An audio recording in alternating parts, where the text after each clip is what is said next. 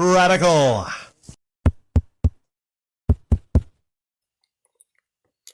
Welcome to Flea Market Stories, documenting one man's journey into the world of flea marketing. And yes, ladies and gentlemen, my voice is almost all the way back. Still not going to push it.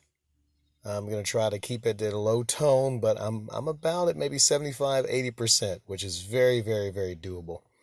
Now, it's a shame I didn't get to go over in detail this flea market story last week, right when it was fresh on my mind, but I'll try to pull a lot of that day. Okay, so I guess the story of this day, first, I'll get this out of the way, was the fact that my debt was paid. The acquisition, the about 300 DVDs and Blu-rays, along with the 2 consoles that I got, well, I paid 100, and the guy kind of, he wanted some a little later. I had paid 120, and I finished up the debt. Interesting thing was, the guy didn't want money so much as I had, made a promise I forgot about that I had like a lot of different TVs. Now, these TVs I pick up at Goodwill anywhere for like 10 to 15 bucks, so it's not really that big of a deal. There was one, though, it did not have a remote. I told him, hey, I got some remotes here, universal remotes that'll work with it. He came over, and I forget which kind of TV it was. I think it was an LG. It was one I really didn't want to part with, but out of the ones I had for sale, it was the one that I probably needed to sell. And it was a big TV like he wanted, maybe like a 30, no, wait, maybe like a 26, 28, 20, I'm not sure. But, big compared to the ones I had for sale. Now, he wanted the antenna along with it, which was a $20 antenna. And I I had a slick move I did. He didn't see the antenna. But, I was undoing the antenna. He's like, no, I need the antenna too. So I'm like, okay, so, I mean, the guy didn't know I got that TV for 15 bucks, but that's the kind of TV I normally would sell for 50, 55, something like that, with a remote. So I said, I need some extra time to kind of formulate a plan. So I tell the guy, I'll be back at your table for a little bit. I'll bring the TV over, when I get a moment. He's like, oh, okay.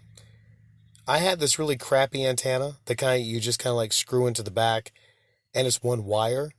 But, if you're not paying attention, it's an antenna. So technically he wanted the TV with an antenna, so I brought it over. Later on he came by and he asked me why the channels weren't changing. Now here's a tip. If you have one of those universal remotes and you can turn your TV on and the volume goes up and down but the channels don't change, apparently you have to tune the remote with the antenna also. I didn't know that, but I told him, there's another guy, a friend of his, that when he sees him, he'll give him the hookup. So that debt was paid. But I can tell, it kind of bugged him that he couldn't change the channels. So I actually made that work because I gave him a Hugo Boss little race car, like a RC car. I never tested it. I didn't have the batteries. But I had actually acquired that and some NASCAR bottles and 6 China plates for 10 bucks. So I didn't really have a whole lot in that, so I let that go. Now, one of the stories of this day also was where I got the sales. I only sold one DVD for $1. I don't know if I sold any video games. It's interesting where I got the sales. I got a lot of interest on my video game displays, yeah. And a lot of promises that would come back and buy some things. But it was just the doodads. I call them doodads. Dollar items I put on a table randomly. There were people, fellow vendors that were buying things off that table. There was one woman that came by. She straight up bought 10. She bought 10 items off that doodad table. And the other thing, I just kind of threw in the other thing, because she was just cleaning off that table, right? And just random items I don't think much of. Yeah, so there you go. There was also a big shocker to me, and that shocker was the fact that I sold some CDs. I sold 4 or 5 times as many CDs as I sold DVDs. But maybe I shouldn't be shocked, because you look at it this way. CDs, it's the kind of thing that somebody can listen to over and over again. It's going to get more use. People take them in the car with them to drive around and listen to, and it might be a CD they've never heard before or listened to before.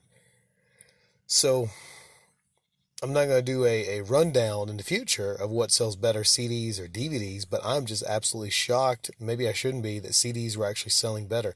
And it's not even that the CDs were like anyone really notable.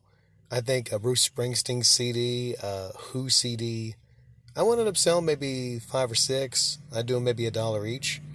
But fun fact, I got a buddy at the dump who sometimes things that he sees that somebody's going to throw away, or maybe they set on the corner of that thing for, him to throw away or whatnot.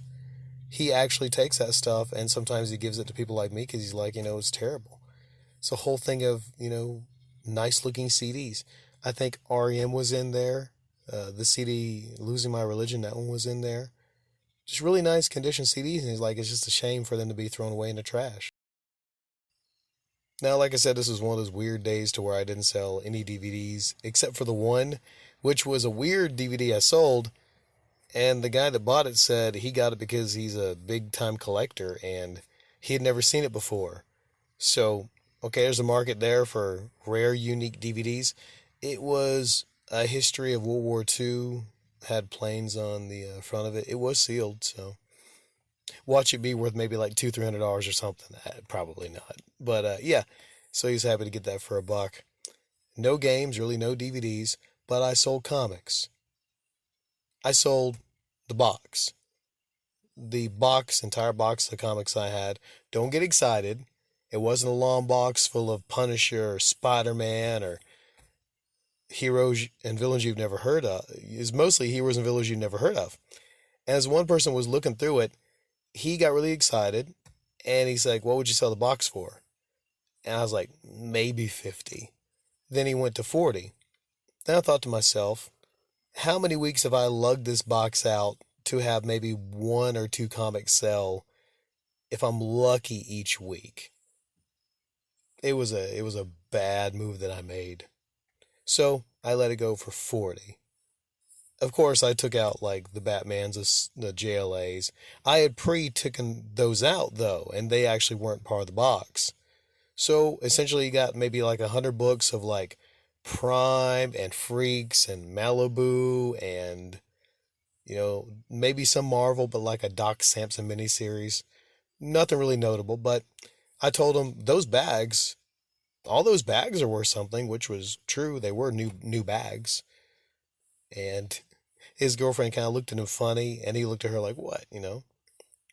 So I guess he thought maybe he might get a diamond in the rough. He didn't ask me the question, which he should have asked was, hey, have you pre-picked through this? And I'd have to smile and say, yeah, I mean, it's nothing really like, you're not going to find a rare book in there or whatnot. But hey, maybe he'll read them. Maybe he'll read the books and enjoy them there. Maybe he'll enjoy his 8 copies of Shade the Changing Man. There's a lot of multiples in there too. Okay, so after that, I will say one more thing of note was, where did we bring up the comics? The guy that was the reason that I got those comics. I call him like a sales tease. He's the kind of guy that comes by your table, very talkative, and asks, when you're going to bring some things in. I had some comics there. He's big into comic collecting. I thought so. But then he was the big reason, because he asked me every week, you get any more comics in? You get any more comics? I thought, I'll get some comics. I'll bring him in. He'll look through, and I might get lucky and he might buy most of them. I don't think he bought a damn one of them. He didn't buy a damn one of them, right? Not, he didn't promise to buy them, but he was egging me on to get them. I got them. Guess it wasn't what he wanted, so he didn't get any of them. I was like, So I just sit on these comics. So that's one early lesson I learned. Don't go just depending on a complete stranger when it comes to these, because you get excited. You're thinking, okay, well, this person wants some stuff. I'm going to go acquire some stuff. No, don't put yourself out. Don't put yourself out, because there might be some people that come by and actually get some things that you acquire, but there'll be many more cases where someone never even comes back, or if they do come back, they don't want or need the item anymore. So this guy, right? Already like not like my favorite person, not a bad guy. I enjoy talking with him and everything. Smart fella, right?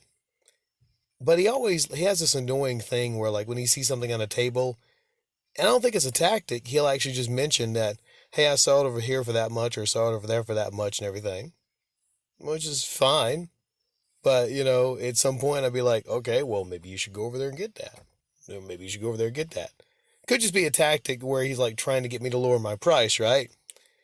And he's looking through the DVDs and he tells us stories of how he went to a table and he helped the guy sort his DVDs. Mine are sort of really nice. They're in nice cardboard trays. They look, very presentable. I bring up a series, One Tree Hill, right? And he says that's a great series. It's a great series. He says he's missing, he needs 5 though. And I say I have 1 through 5. He only needs 5. And then I mention, like, okay, I sell them like, like $10 each, right? I think $10 each for a season of One Tree Hill is a fair price. Some of them are even sealed. Because you gotta think they come 5, 6 discs. I think 10 is a very fair price. I'd even charge more if it was 1 through 5, because that's, 2 off of getting the complete series. Hell, I might just try like, I'm sure I'll pop up and maybe find 6 or 7 somewhere for a couple bucks. If I could actually sell the complete series, I'm sure someone out there that would want the complete series. That might be more of a directed sale to where like you sell something like down the line.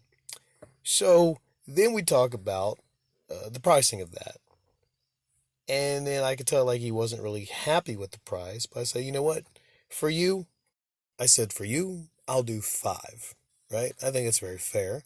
I mean, I'm coming half off what I wanted. And I mean, who is this guy really? Like I talked to him a good bit, but as a customer, he's not a good customer because he hasn't, started to put money down to buy things.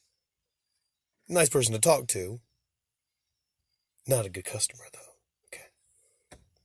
So then he starts to say, then he's starting to like gravitate towards like a buck.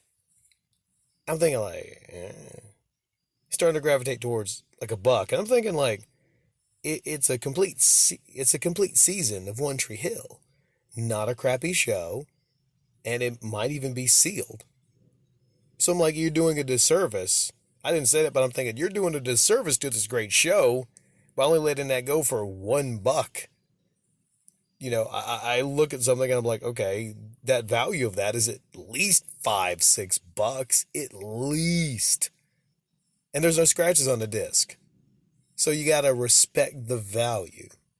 I didn't tell him that, but if he asks again, I'm like, no, you have to respect the value of these items. People work hard on this show.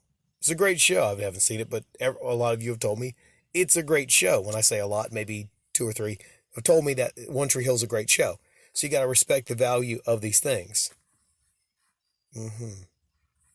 Now, as he's leaving off, I said, "Well, you have a good week, and I'll see you next week or whatever." Says something that really kind of gets to me, really grinds my gears, as Peter Griffin would say. He walks off with an air of confidence, kind of mumbling like, "Okay, I'll see you next week, and we'll see if we can get you to come down that price." Like, oh, you will you? That's one thing I'll remind to him. And I was like, you know what? I'll even like hold it over his head. I'm like, I might have even given that to you for $1. And that's maybe, if I didn't have like a lot of the others. If it's just like hanging out like a sore thumb, and it's the only one I had, I might have, out of the kindness of my heart, because I enjoy talking to you, giving that to you for $1. But because when you walked off with an air of confidence, saying, well, we'll see what we can do, get you on that price. Like, no, brother.